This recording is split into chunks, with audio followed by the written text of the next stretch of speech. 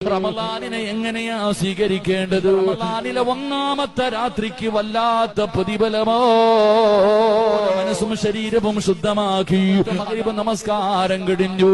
ഇശായിന് bank വിളിക്കുന്നതിന് മുമ്പ് പള്ളിയിൽ പോയിരിക്കണം ചെറുപ്പക്കാരാ. അപ്പോഴാണ് പള്ളിയിൽ പറയുന്നത്, ഇന്ന് തറാവിയുണ്ട്, നാളെ റമളാനും. കേൾക്കേണ്ട താമസമുണ്ടല്ലോ, കേൾക്കേണ്ട താമസമുണ്ടല്ലോ. വിളിച്ചു പറയണം അൽഹംദുലില്ലാഹ്, അനുഗ്രഹങ്ങളുടെ പൂക്കാലമായ ആ റമളാൻ മാസം ഇങ്ങനെ കടന്നു വന്നു എന്നറിയുമ്പോ ആ സന്തോഷത്തില് അൽഹംദുലില്ലാഹ് പറഞ്ഞിട്ട് സുജൂദിൽ വീഴണം.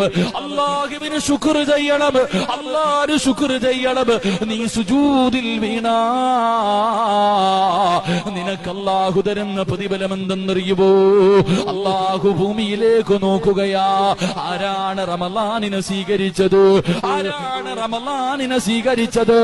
അല്ലാഹു ഭൂമിയിലേക്ക് നോക്കുകയാ.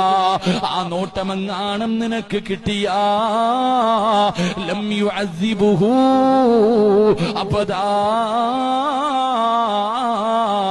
പിന്നെ ഒരു കാലത്തും നിന്നെ അല്ലാഹു ശിക്ഷിക്കില്ലെന്ന് നബി മുഹമ്മദ് മുസ്തഫ.